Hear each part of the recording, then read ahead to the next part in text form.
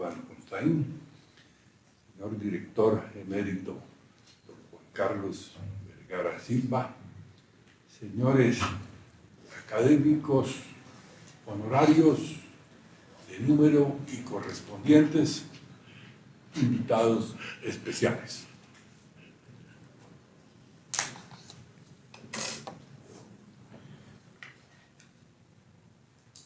Hace hoy su entrada en esta academia un pensador de gran valía, formado en la antropología social, incurso en el ensayo, trajinado en el análisis político del continente americano, a la par que crítico de las diferentes teorías políticas que nos han acompañado en la historia de los regímenes imperantes. Su obra ha sabido traspasar las fronteras y permear en todos los espacios del pensamiento hasta convertirse en texto de obligada lectura, no solo por todo lo que significan sus profundos contenidos, sino por su capacidad analítica, en donde sabe sustentar con una argumentación acentuada las razones de su análisis crítico. Gramsci fue un privilegiado en su formación. Desde sus primeras reflexiones se vio asistido en su propia casa por el iluminado legado de su abuelo, el poeta Rafael Maya, gloria de nuestra intelectualidad, cuyo acervo llegó a ser apreciado más allá del océano, pues en Europa actuó y vivió en medio de ricos y selectos escenarios en donde su obra no solo fue apreciada, sino consagrada.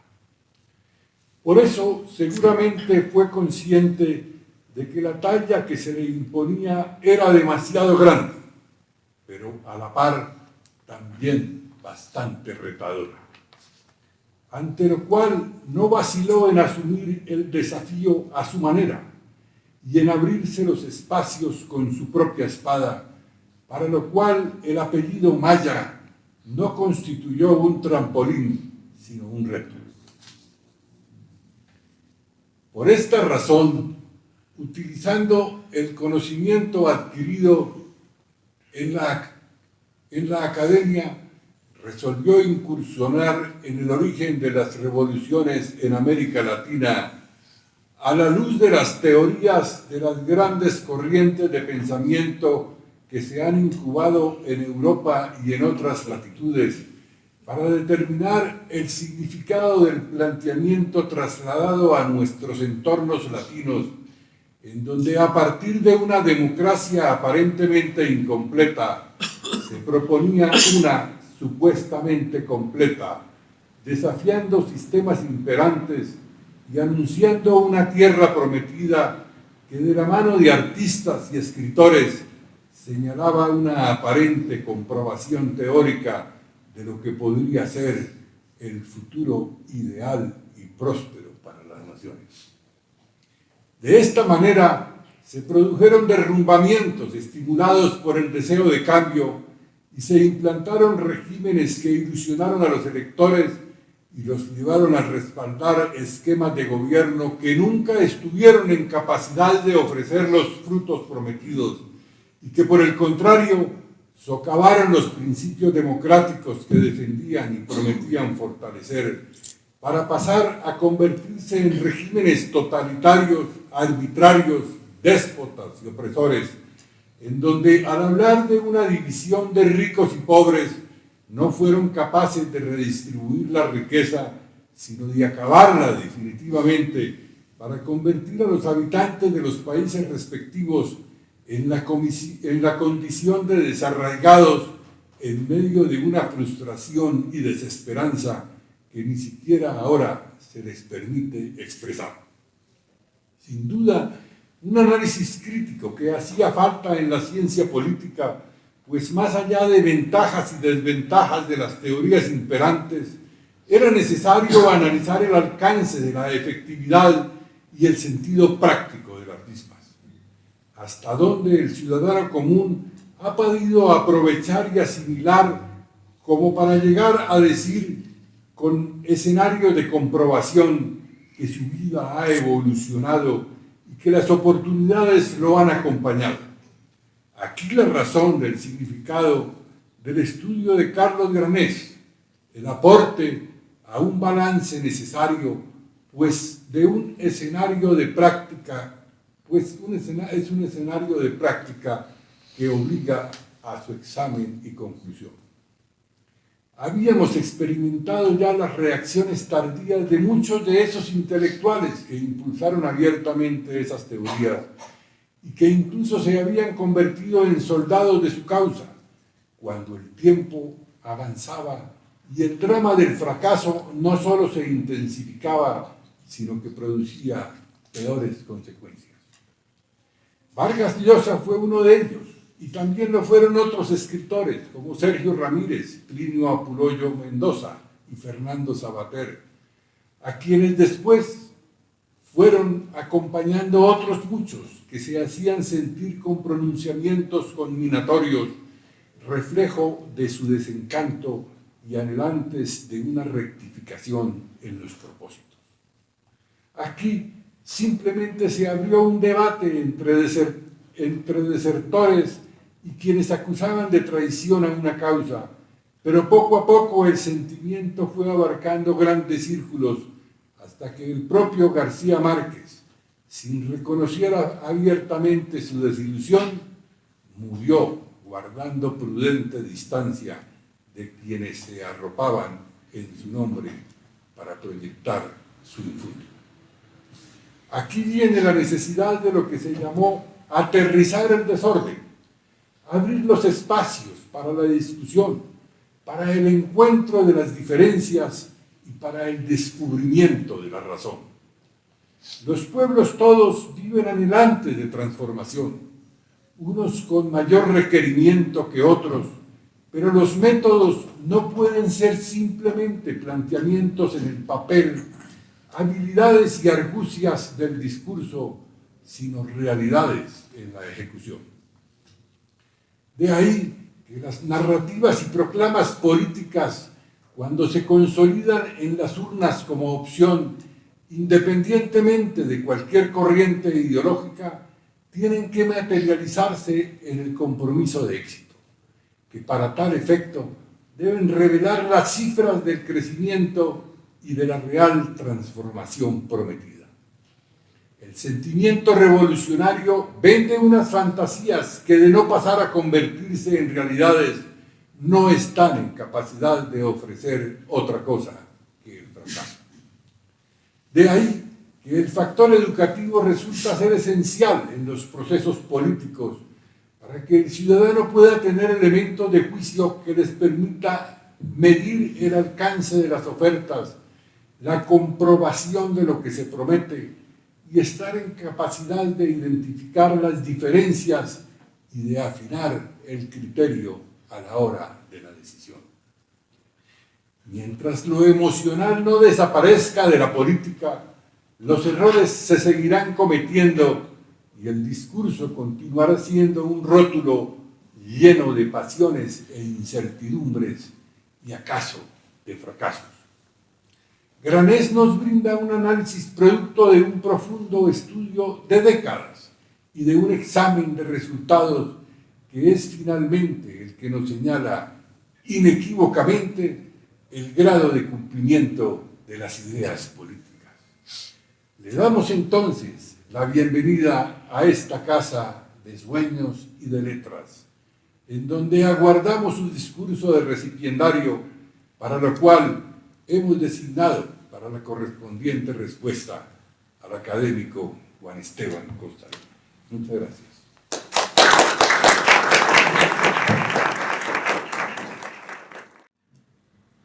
Señor director Eduardo Durán Gómez, señor académico Juan Esteban Constaín, estimados miembros de esta academia, señores y señoras, amigos. Hace casi 100 años, cuando por el valle de Cubenza se oyó por primera vez el ruido mecánico de una locomotora, dos jóvenes escritores, Alberto Lleras Camargo y mi abuelo, Rafael Maya, intuyeron lo que aquella avanzada del progreso podía suponer para la blanca ciudad de Popayán. Temieron que el dinamismo del metal perturbara el descanso de su más noble huésped, Don Quijote, quien, como todos sabemos, está enterrado bajo un árbol de su plaza central, y que en medio de su desconcierto decidiera abandonar su morada americana para regresar a la anónima provincia de La Mancha, donde dio inicio a su legendaria aventura. Lleras Camargo le escribió una oración a la que mi padrino de ceremonia, mi querido Juan Esteban Constaín, aludió cuando le correspondió el honor que ahora a mí me toca, y Maya secundó su esfuerzo redactando una misiva, carta a Don Quijote, en la que explicaba las causas de aquel traqueteo que hacía estremecer los huesos. Era la modernidad, le dijo, con su concepción mecánica del mundo y su sentido práctico de la vida. Nada a lo cual temer, por cierto, siempre y cuando los rieles de la novedad y del progreso se plantaran sobre una conciencia iluminada por la sabiduría y el humanismo. Mi abuelo le encomendaba en su carta esa misión a Don Quijote, no solo la de permanecer en Popayán, sino la de custodiar los lugares donde se cultivaba el espíritu público y el intelecto, la universidad, sus escuelas y hasta su seminario. Todo podía cambiar, pero si no cambiaba eso, si se mantenía viva la función civilizadora del espíritu, nada era tan grave. Don Quijote podría adaptarse a ese nuevo mundo, podría incluso despojarse de sus arreos feudales y vestir un traje contemporáneo, subirse a un vagón de metal armado y disfrutar del espectáculo cinético de la naturaleza en movimiento. Así imaginaba mi abuelo al Don Quijote de 1926, con saco de viaje, ganándose la vida, quizás como banquero, el más moderno de los oficios, pero manteniendo la intransigencia de su mente, su visión idealista de la vida, su desprendimiento de aventurero, su místico ardor platónico, su anhelo de justicia universal. Hago esta evocación porque Rafael Maya es una figura tutelar de esta institución a la que quiso y entregó sus luces. Su recuerdo descansa en cada uno de estos salones y tribunas, y por eso, en un día tan especial para mí, no puedo eludir su recuerdo. Más aún, como hijo del siglo XXI, criado en un mundo que a él no le tocó, con otro tipo de veleidades y modernolatrías, tengo que decirle algo parecido a lo que él le dijo a Don Quijote: que mi ingreso a esta academia no lo asuste, que no sienta la tentación de levantarse y dejar desprotegidos estos muros. Consciente del abismo intelectual que nos separa, le pido humildemente que no se preocupe.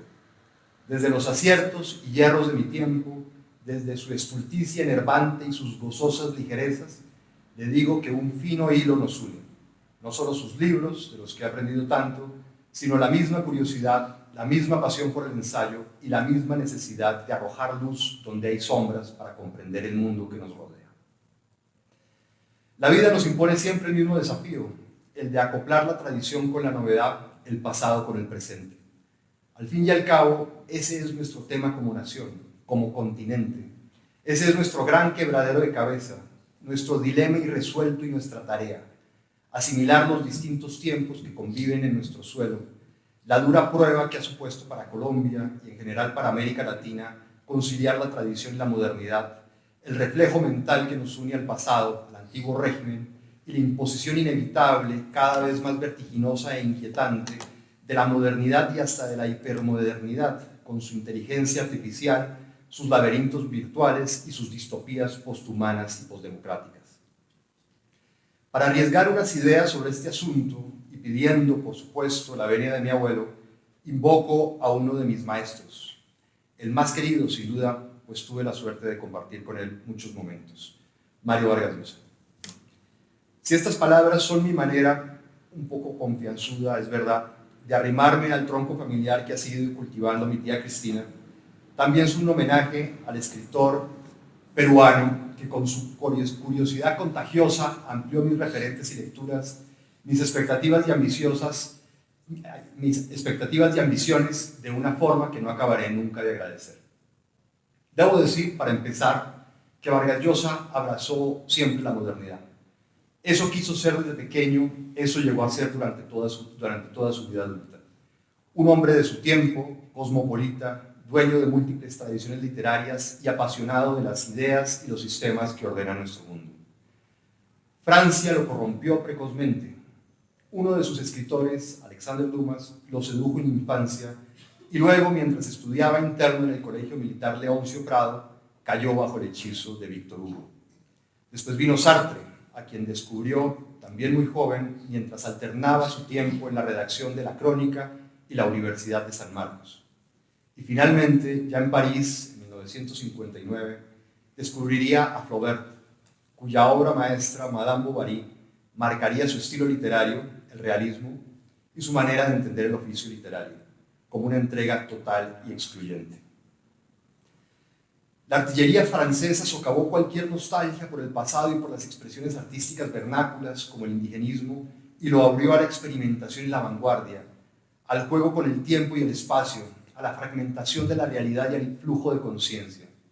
Sus novelas acabarían bebiendo no solo de la tradición francesa, sino del modernismo anglosajón, y también, aunque de una forma no del todo consciente, de experimentaciones previas como el cubismo y el creacionismo del chileno Vicente Huidobro, las vanguardias que recrearon por primera vez la realidad con arreglo a principios que no emanaban del mundo, de la mirada de Dios, sino de las fuerzas creativas del artista.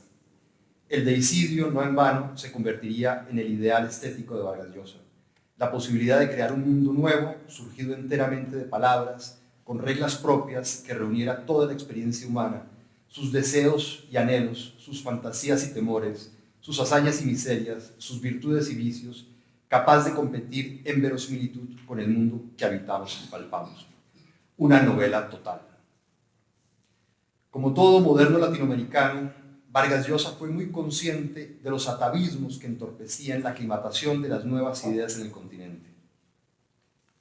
Le interesó comprender la visión religiosa del mundo, las tradiciones vernáculas y el pensamiento místico y mágico que sigue determinando la vida de grandes sectores de la población. Vio con claridad cómo la fantasía desatada nos predisponía a poblar el mundo de símbolos y a crear grandes obras artísticas, míticas, festivas y populares. El sepulcro payanés de Don Quijote es un gran ejemplo, pero también a empeñar nuestro destino en milenarismos desquiciados y en utopías sin cimientos. En América Latina, la Ilustración francesa y el liberalismo anglosajón han tenido que acoplarse a un medio donde prevalecen las explicaciones míticas o supersticiosas, estructuras escolásticas de pensamiento, liderazgos caudillistas y vínculos y relaciones propios de sociedades estamentales. Al menos desde 1845, cuando el argentino Domingo Faustino Sarmiento publicó Facundo, los desbarajustes que esto genera han sido grandes estímulos para la imaginación literaria. En Vargas Llosa también es evidente desde sus primeras novelas. La ciudad y los perros mostraba cómo una institución educativa que supuestamente debía formar ciudadanos virtuosos, facultados para vivir en una sociedad moderna, era en realidad una jungla a la que había que adaptarse, dejando emerger los instintos más salvajes. En La Casa Verde, los intentos de evangelizar a los indígenas para que se integraran a la vida occidental acababan sirviendo apenas para llenar las ciudades de sirvientas y prostitutas. En Conversación en la Catedral, la corrupción de la vida política y económica reproducía un sistema jerárquico y estamental muy parecido al del antiguo régimen, del cual había que marginarse si se quería vivir con algo de honestidad. Y en Pantaleón y las visitadoras veíamos al ejército, que en teoría debía velar por la seguridad de la población, convertido en la peor amenaza para las mujeres que vivían en las zonas selváticas de la frontera. Todas estas novelas, de una u otra forma, hacían el mismo señalamiento, la misma crítica. Las instituciones que debían inculcar valores modernos o aclimatar a los peruanos para vivir en sociedades del siglo XX no cumplían su labor. Lejos de civilizar, fomentaban el salvajismo, reproducían las jerarquías sociales o servían a propósitos opuestos para los que habían sido pensados. Los vicios del pasado se adaptaban a las consignas y a las instituciones modernas. No era más que un cambio cosmético bajo el cual todo seguía igual, perpetuando el subdesarrollo económico, la corrupción política, la deficiencia institucional, las jerarquías heredadas, el poder vertical y la falta de movilidad social. Este fue un tema obsesivo de Vargas Llosa en sus primeras novelas, pero es en La Guerra del Fin del Mundo, publicada en 1981, donde decide abordar de manera mucho más directa las incompatibilidades y resistencias que dificultan la asimilación de las ideas y costumbres modernas en América Latina. Con esta novela, por primera vez iba a contar una historia que no transcurría en el Perú, sino en Brasil, y por primera vez iba a basarse en experiencias leídas más que vividas. También, por primera vez, se alejaría en el tiempo para construir una ficción que no ocurría en el presente, ni siquiera en el siglo XX, pero que casualmente parecía explicar la situación política en un Perú donde Sendero Luminoso iniciaba su andadura terrorista. Vargas Llosa se propuso escribir esta novela después de leer Os Sertores, un libro de Euclides da Cunha publicado en 1902 bajo la estela de los libros que, como Facundo, mezclaban la literatura, la historia y el análisis antropológico. Os Sertores contaba la historia de un levantamiento milenarista que tuvo lugar en el nordeste de Brasil entre 1896 y 1897, liderada por un santón que ganó notoriedad por deambular de pueblo en pueblo arreglando los cementerios y las iglesias. La historia fascinó a Vargas Llosa, tocó sus fibras literarias, despertó sus obsesiones y demonios, y fue tan persistente su influjo que no tuvo otra opción que sumergirse en cuerpo y alma en ella. Viajó a Brasil, recorrió los pueblos de Bahía, estudió en detalle cada arista de lo sucedido, la mentalidad y las ideas filosóficas y políticas de la época, y finalmente escribió, me atrevería a decir, una de las grandes novelas de nuestro idioma. La historia transcurre en una zona de caatingas inhóspitas frecuentadas por las sequías y las plagas, justo después de que los militares derrocaran al rey Pedro II. En 1889, Brasil dejaba de ser una monarquía, renunciaba al vasallaje y a los privilegios nobiliarios, y sobre las ruinas del pasado se proponía fundar una república laica sintonizada con los tiempos modernos. Estas visiones revolucionarias, sin embargo, se enfrentaban a un mundo mental tradicional y premoderno. Los habitantes del puñado de pueblos donde transcurre la historia creían que el mal de ojo se transmitía por encantamiento, o que regando sangre humana sobre determinadas piedras se podría revivir al rey don Sebastián I de Portugal, que a su vez resucitaría a los sacrificados y los conduciría al cielo. Un personaje de la novela, Jurema, estaba convencida de que las imágenes de San Antonio escapaban de la iglesia y volvían a las grutas donde habían sido talladas. Para congraciarse con su jefe muerto, dos bandoleros mataban a una mujer embarazada y cambiaban el feto que llevaba dentro por un gallo vivo. Las fronteras entre la ciencia y la magia eran indiferenciables. Se vivía en un mundo fatalista en el que nadie podía hacer nada para cambiar su destino y la única aspiración era servir a Dios para ascender al cielo. En ese mundo, el tiempo no era lineal sino circular. No había un antes y un después, solo la repetición permanente de los mismos días y de los mismos hechos. Los sentidos no se plegaban a la razón y a las evidencias, sino a la superstición y a la creencia. Se veía lo que se quería ver, se veía lo que la fe predisponía a ver. Y por eso, al final del libro, una mujer estaba convencida de haber reconocido a un grupo de arcángeles descendiendo a la tierra para llevarse al cielo al exbandolero Joao Abade. Es en este mundo dominado por la superstición y la explicación milagrosa, exacerbado por los temores finiseculares y el fin de la monarquía, donde aparece Antonio el consejero. Alto y flaco, inapetente y piadoso como nadie, se encargará de explicarles a los campesinos empobrecidos la razón de tantos cambios desconcertantes. Con mucha paciencia, en las tardes, después de dedicar el día al arreglo de los templos sagrados, hacía revelaciones sorprendentes. La república era en realidad el anticristo y su propósito era erradicar la ley de Dios de Brasil. Los militares eran emisarios del perro y todas las leyes que estaba expidiendo el nuevo gobierno eran actos de impiedad que ningún católico podía aceptar ni tolerar. La separación de la iglesia y del Estado, la libertad de culto y la secularización de los cementerios, el matrimonio civil, el mapa estadístico, el sistema métrico decimal, todas estas innovaciones eran obra de masones al servicio de Satanás. El nuevo gobierno quería reemplazar el diezmo con los impuestos y la vara y la palma con el metro y el centímetro. Herejías imperdonables. Una evidencia de que Brasil estaba dejando de ser la morada del Señor.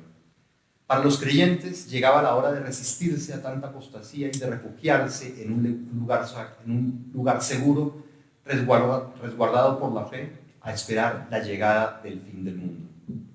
Así es como surge Canudos, un poblado levantado en 1893 por los seguidores del consejero, que no tardaría en convertirse en un lugar de peregrinaje y en alterar la vida del estado de Bahía.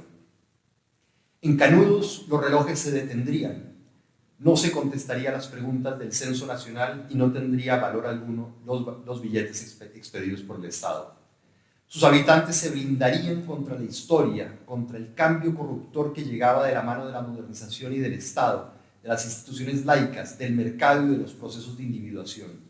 Allí nada tendría una dimensión humana, solo espiritual y divina. No se replicaría el error de Macondo, cuya descomposición paulatina inició con la llegada del corregidor Apolinar Moscote, un enviado del gobierno central que traería consigo la política, la división, el conflicto. Canudos se protegería contra todas estas intromisiones corruptoras para asegurar la pureza de las almas. Vargas Llosa describe muy bien esta visión religiosa del mundo, pero ese no es el mayor mérito de la novela. Lo más interesante, lo que de verdad muestra las resistencias americanas a la modernidad, no es la mentalidad de la población más aislada y con menos acceso a la educación, sino la de los militares republicanos que tenían sus relojes sincronizados con el mundo y que en teoría buscaban el progreso de la nación brasileña. A diferencia de los habitantes de Canudos o de Macondo, ellos querían acelerar el tiempo, darle un empujón a Brasil para que entrara en la historia y se modernizara. Querían que sus gentes dejaran de servir a los nobles y a los terratenientes y empezaran a servir a la civilización y a la patria. Que dejaran de soñar con el reino de los cielos y empezaran a soñar con el progreso. No solo eran republicanos y jacobinos, también estaban influenciados por el positivismo francés de Auguste Comte, que tuvo en América, sobre todo en México, Argentina y Brasil, fervientes admiradores. Con este amasijo de ideas, los militares se propusieron reformar las instituciones, las leyes y las costumbres para que las naciones subdesarrolladas y tradicionalistas, aún plegadas a la herencia premoderna, dieran un salto triple hacia la modernidad laica, hacia la organización racional de sus esfuerzos, hacia la ciencia y la industria productiva. El problema es que este proyecto acabó convirtiéndose en un nuevo dogmatismo, en una nueva religión. Creyendo que rompían con el pasado, los militares ornamentaban con eslóganes modernizantes sus mentalidades religiosas y tradicionalistas.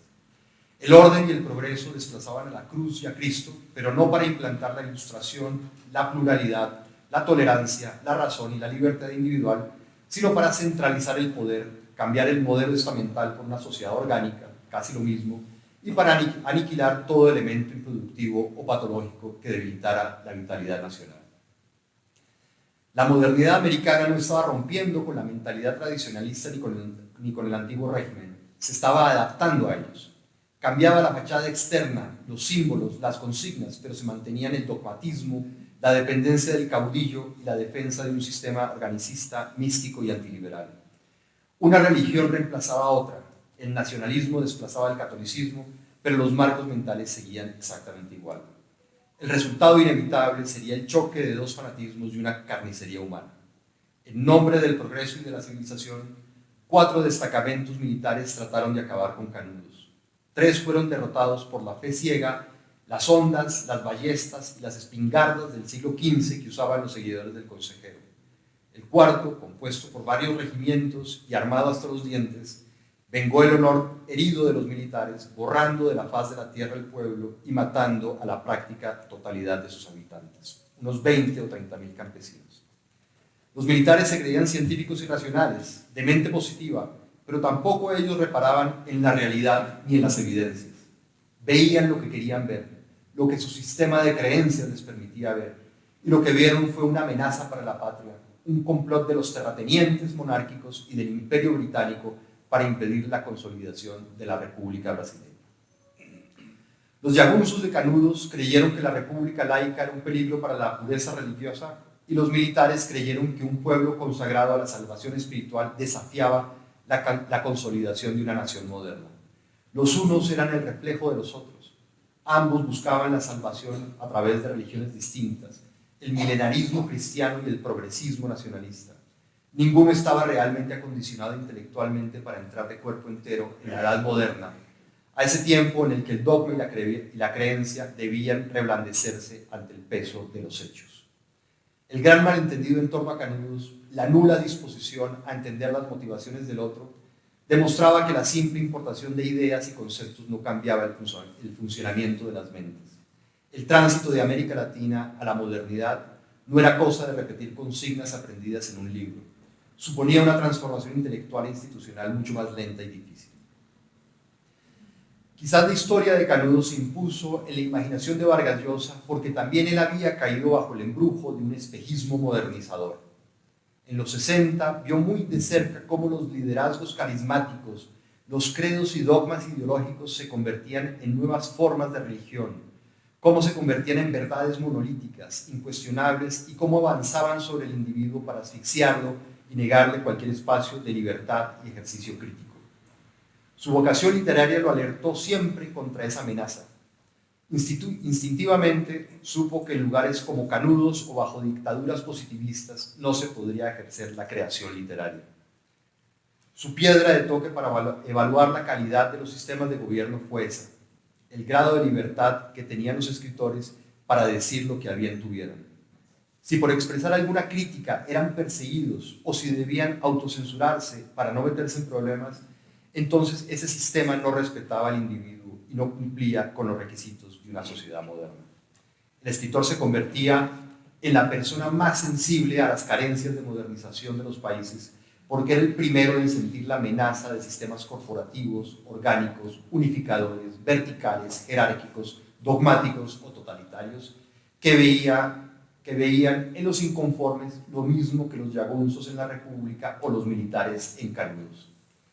Si de algo valía defender la modernización de América Latina, era para eso, para que el individuo cultivara herramientas que le permitieran resistirse a las presiones de la masa, del poder, de la mayoría, de las regiones laicas o de los caudillismos redentores, para que pudiera sobreponerse al comunitarismo y a la solidaridad primaria, al milenarismo y al paternalismo, a la tutela de líderes benevolentes o al igualitarismo tribal que castigaba la heterodoxia.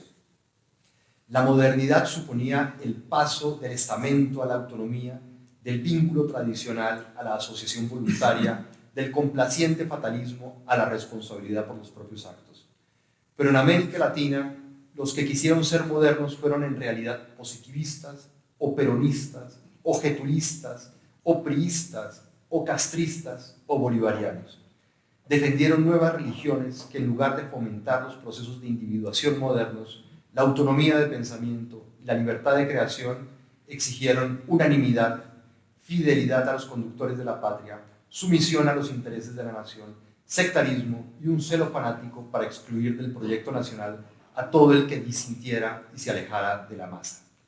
La guerra de Canudos era una simple metáfora de la historia republicana de nuestro continente, donde el opositor ha sido visto siempre como un emisario de Satanás o de potencias extranjeras, y donde las 1001 revoluciones modernizadoras no han modernizado nada, ni las mentalidades ni las costumbres, y más bien han reproducido el dogmatismo de nuevos credos, la negación de la pluralidad, la intolerancia y la dependencia del líder. Nuestra imaginación nos ha llevado a idealizar las comunidades primarias, ese Macondo en donde no había cementerio ni noticias de la muerte, que vivía en perfecta armonía al margen del Estado, del mundo exterior y por eso mismo de la vida moderna. Ese pueblo puro e indiferenciado, no contaminado por ninguna plaga, vicio o enfermedad extranjera, sigue pareciendo un lugar más propicio para la vida que la convulsa sociedad moderna. No debe extrañarnos que en la oferta política contemporánea, ya no solo en América Latina, sino en el mundo entero, abunden las promesas de nuevos Canudos, de nuevos pasados que nos blinden contra la internacionalización de la vida o el cosmopolitismo, contra el globalismo o la globalización, contra los inversores extranjeros o los migrantes indocumentados. En la imaginación de mi abuelo, Don Quijote lograba subir al tren moderno y ser testigo, lo cito, de los desposorios civiles de 2 edades. Los hermeneutas habrían llamado a eso fusión de horizontes, la posibilidad de entrelazar lo conocido y lo nuevo, lo propio y lo extraño, para crear algo distinto.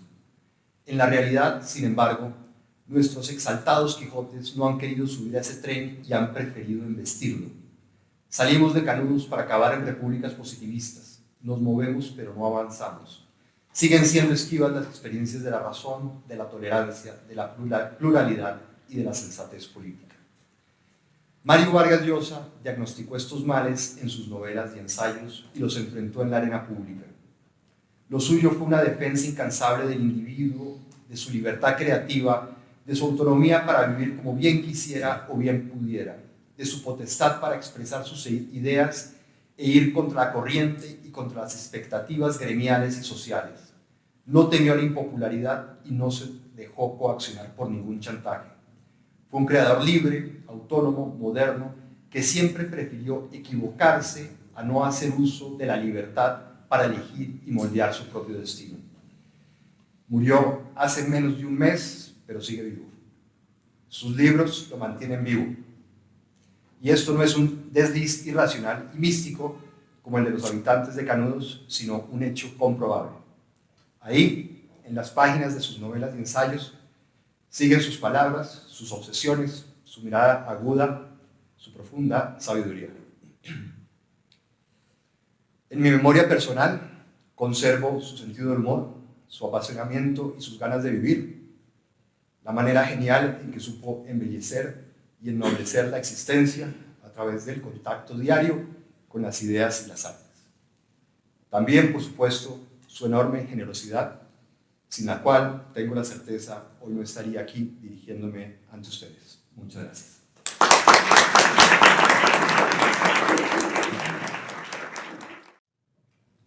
Estimado señor director, don Eduardo Durán Gómez, estimados miembros de número y correspondientes de esta Academia Colombiana de la Lengua, don Carlos Granés, su familia, sus amigos e invitados, señoras y señores. Giorgio Manganelli, un extraordinario novelista italiano del siglo pasado, escribió un ensayo que se llama El rumor sutil de la prosa. Se trata de una especie de modesta declaración de principios para escribir al paso buenas reseñas bibliográficas, pero en realidad es una lección de literatura tan sabia y tan bien escrita que honra su título y lo comprueba como si fuera una hipótesis científica, aunque en ese título me gustaría detenerme en el adjetivo que lo rige, el de la sutileza como uno de los atributos mayores de la prosa.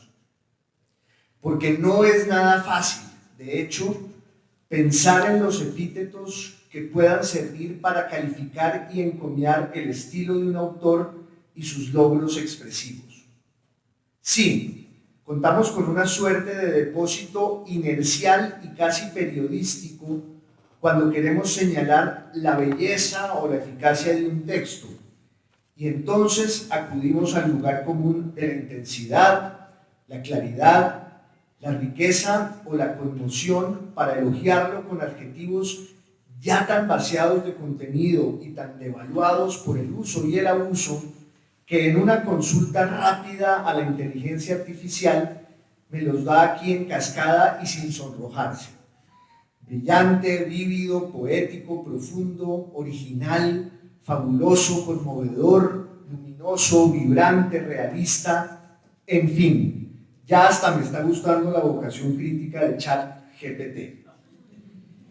Pero ¿qué pasa cuando los adjetivos que escogemos para definir y caracterizar una obra literaria o una obra de arte y pensamiento en general, pero aquí estamos hablando de literatura, no tienen que ver con el estilo y la belleza, sino con un atributo moral?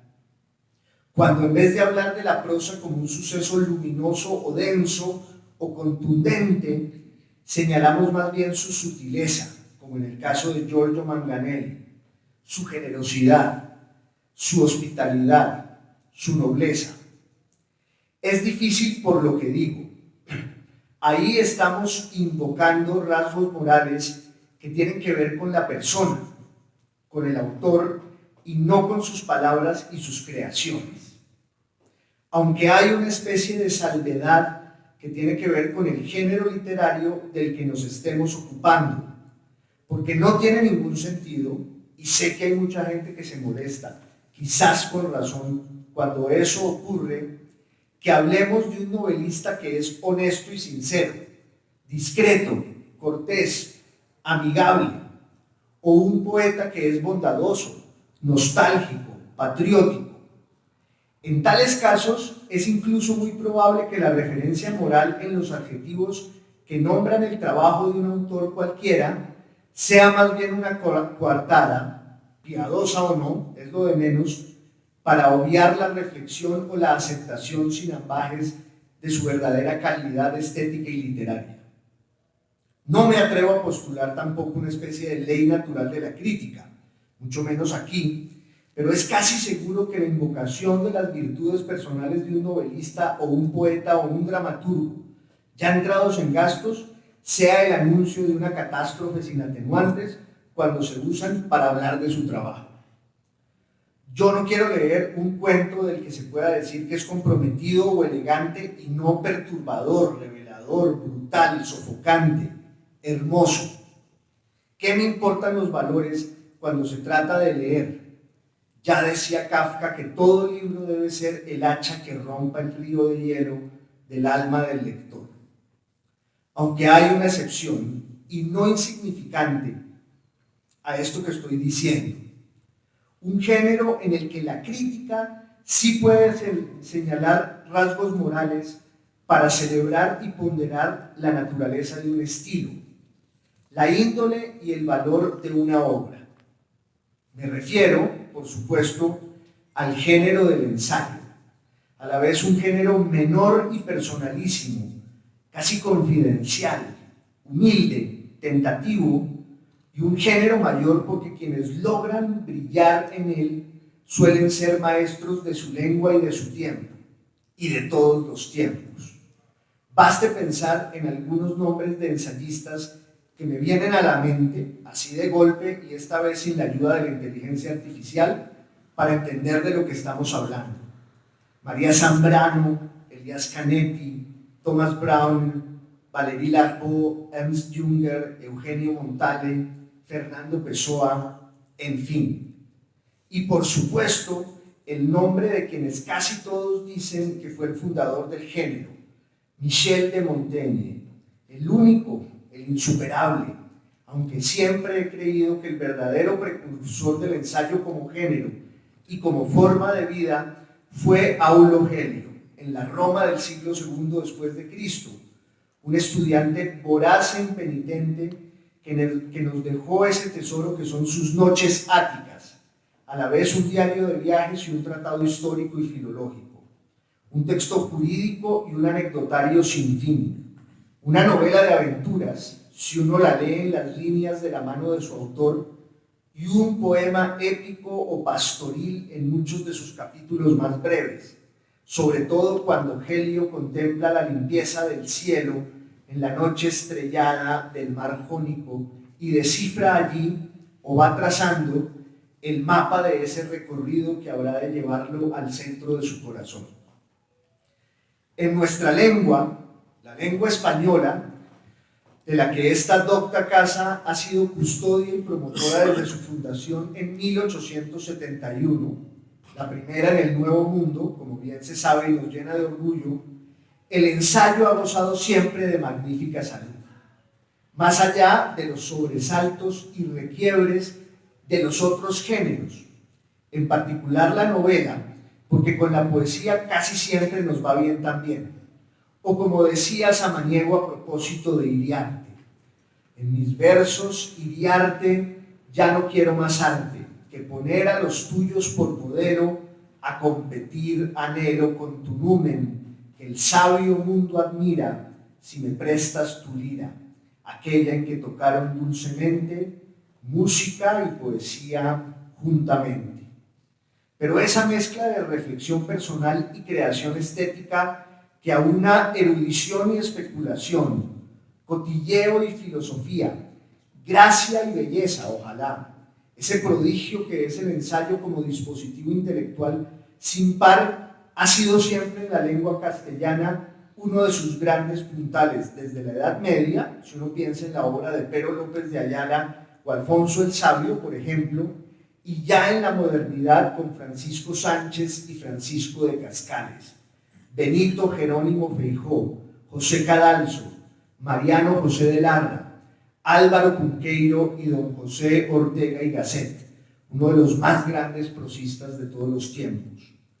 Aunque debo reconocer, y que no salga de estas cuatro paredes, que es en América donde están para mí las mejores voces del ensayo en nuestro idioma, desde Rubén Darío y Enrique Gómez Carrillo hasta Jorge Luis Borges, José Pepe Bianco, Luis Loaiza, Octavio Paz y Alfonso Reyes, por favor. El maestro inigualable del género, el modelo de lo que es un ensayista de verdad. Siempre se dijo que nuestro país es tierra de poetas, y es cierto, a veces por desgracia. Pero también es tierra de grandes prosistas y grandes ensayistas, como Eduardo Mendoza Varela, Hernando Telles, Nicolás Gómez Dávila, Jorge Salamea Borda, Jaime Alberto Vélez, Emilia Pardo Umaña y muchos más. A esa tradición, por herencia, pero también por derecho propio, pertenece Carlos Granés, a quien hoy recibimos dichosos aquí en la Academia Colombiana de la Lengua. Él representa un caso ejemplar, casi arquetípico, de lo que yo decía en la introducción de este saludo que me honra y me hace muy feliz. Me refiero a un ensayista en cuya obra uno puede extraer y extrapolar sus rasgos personales para entenderla y juzgarla muchísimo mejor, para elogiarla y admirarla con adjetivos que tienen que ver con una condición ética y moral, sí, pero también intelectual y literaria, porque la frontera entre lo uno y lo otro, cuando hablamos de Carlos Granés, se disuelve y se funde. Desemboca en una misma realización que es tan conmovedora en su bellísima familia y su trato personal, por ejemplo, como en los libros brillantes y monumentales que ha escrito. Quiero decirlo hoy aquí, aunque sobrio, porque él ya lo sabe y me lo ha oído, pero por lo general en otras condiciones de ambos, y es un milagro que nos acordemos. Carlos Granés es una de las personas más buenas y amables que hay en este mundo, pero esos rasgos, que por sí solos ya meritarían toda la gratitud y toda la admiración, nada hay más heroico y revolucionario en la vida que la bondad y la nobleza, esos rasgos están presentes también en su obra y en su pensamiento, en el rigor, la seriedad, la profundidad y la probidad con que se ocupa de sus temas y los va desmenuzando con minucia y con detalle, con apabullante lucidez, con gracia y sabiduría a la vez, con una amplitud de miras muchas veces atípica en nuestro medio y con una valentía que le ha ganado no pocos enemigos y no pocas polémicas, ante lo cual responde siempre, de manera invariable, con altura y con respeto, con gran firmeza en sus argumentos, la firmeza que da el abrumador conocimiento que tiene de las cosas de las que habla, y con verdadero interés en lo que sus interlocutores tienen por decirle, muchas veces incluso cuando lo van a insultar, pero él no ceja ni en sus maneras ni en la seriedad y la decencia, en el sentido más alto que pueda llegar a tener esta palabra, con que asume todo diálogo de las ideas. Una voz como la suya enaltece la discusión pública, cada vez más degradada en este país y en el mundo, y no me extraña en absoluto, todo lo contrario, el reconocimiento y la admiración que se ha ganado con sus artículos de prensa, sus libros ya imprescindibles y en muchos casos de culto, sus conferencias, sus presentaciones públicas e incluso sus cruces abnegados en las redes sociales y las llamadas bodegas, donde responde siempre de una forma tan considerada y tan compasiva que aun cuando se exacerba, parece como si estuviera salvando a sus malquerientes de un desastre aún peor que el que ya encarna. Sí, estoy señalando atributos morales y personales. La bondad, la generosidad, la honestidad, la seriedad, la cortesía. Pero como ya dije, cuando se trata de un ensayista, esas pueden ser las maneras que hagan de su obra un territorio aleccionador inconfundible. El lugar donde ocurre un estilo en el que esos valores son también, porque lo son, cualidades intelectuales, logros filosóficos. Creo que eso es algo que Carlos Granés reconoce también en la vida y la obra de Mario Vargas Llosa, su maestro y su amigo, diría yo que su confidente, aunque sé que él es tan discreto que no lo pondría jamás en esos términos, pero lo fue y tampoco me extraña. Para un espíritu insaciable y curioso como el de Vargas Llosa, Granés fue el mejor interlocutor que pudo tener en sus años finales, en los cuales se ocupó además de rescatar y analizar de la mejor manera posible, la más profunda y consistente, las grandes corrientes que subyacen en la obra del escritor peruano. Pero como nos lo acaba de decir, en esa obra lo que hay es una vida, una forma de ser y de estar en el mundo. La literatura es fuego, dijo Vargas Llosa en un discurso de 1967. El fuego de su vocación abrasadora y perpetua. La hoguera en que destiló todo lo que fue, con las luces y las sombras propias de una vida.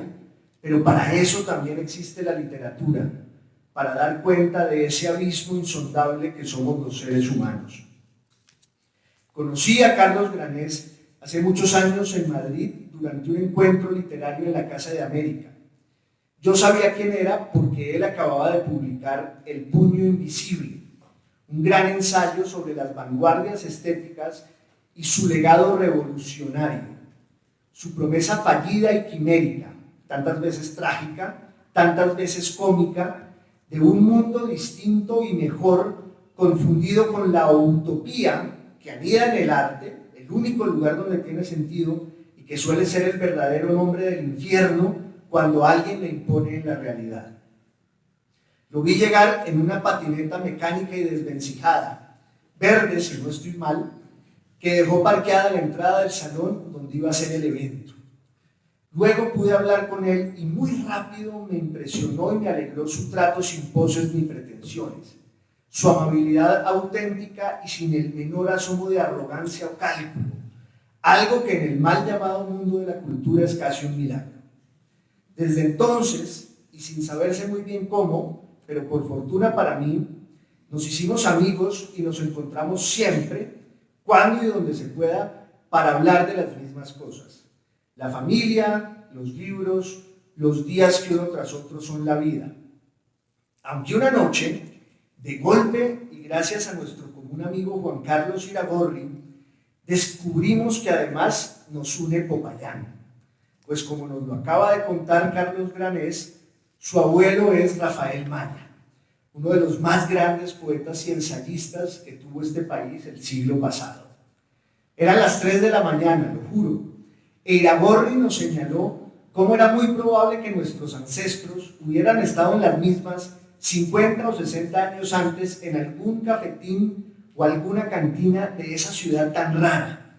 Todo el mundo es Popayán, como se dijo en el mundo entero desde el siglo XVI, que es la ciudad de Colombia que más veces figura en la literatura universal, lo juro. También Granés es de piedra pensativa, como le gusta decirlo, de la mano de Eduardo Carranza a don Daniel Samper Pizano, miembro de número de esta academia en la que el apellido Maya, así, entreteje el destino y la vocación literaria de varias generaciones, como nuestra querida secretaria, doña Cristina Maya, poeta, crítica y muy reconocida catedrática, mientras hoy recibimos a Carlos Granés, uno de los mejores ensayistas de nuestra lengua. Su abuelo fue director de esta academia y en julio de 1965, el 7 de julio de ese mes y ese año, para ser precisos, recibió aquí mismo a Jorge Luis Borges, uno de los mayores escritores de ese y de todos los tiempos, de quien exaltó su voz a la vez tan argentina y tan criolla y tan universal, la riqueza y la tersura de su estilo, el rumor sutil de la prosa, la pasión filosófica que es a un tiempo causa y efecto, las ganas irrefrenables de querer entender y contar el mundo, darle orden y sentido, y el vértigo que produce su consumación. Dijo entonces Rafael Maya: fundamentalmente, como un ensayista, siempre hay en sus escritos planteamientos filosóficos, indagaciones trascendentales y pruebas arriesgadas de eso mismo que usted ha llamado las aventuras del espíritu. En un giro de tuerca de esos que solo el destino, bueno, y también Popayán, para qué nos engañamos, pero es que es casi lo mismo, es capaz de prohijar, hago mías esas palabras para recibirlo hoy, querido Carlos, en esta Academia Colombiana de la Lengua. Esos elogios de su abuelo a Borges hace 60 años resumen de forma certera lo que ha logrado hacer usted con sus ensayos y sus textos. No encuentro mejor manera para encomiar su obra y celebrarla. Hoy que ella le ha valido, con méritos de sobra, entrar aquí para prolongar un legado que sé que usted va a honrar como nadie, porque ya lo hizo y lo seguirá haciendo. Donde quiera que esté, estoy seguro de que su abuelo estará muy orgulloso. Todos los suyos, en ese viaje de ida y vuelta que usted carga consigo y que es una de las claves fundamentales de todo lo que escribe y hace. Ya el peligro no es que Don Quijote se vaya, sino que se quiera quedar. Pero no lo culpo. En tan buena compañía, lo juro, cualquiera en su lugar. Bienvenido a esta que es su casa y siempre lo fue, don Carlos Granés Maya.